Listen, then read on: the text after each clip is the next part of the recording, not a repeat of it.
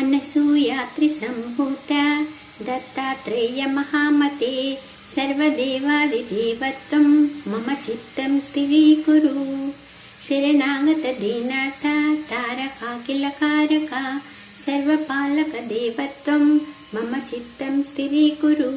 सर्वमङ्गलमाङ्गल्य सर्वादिव्यादिभेषजा सर्वसङ्कटहारिं स्वं मम चित्तं स्थिरीकुरु।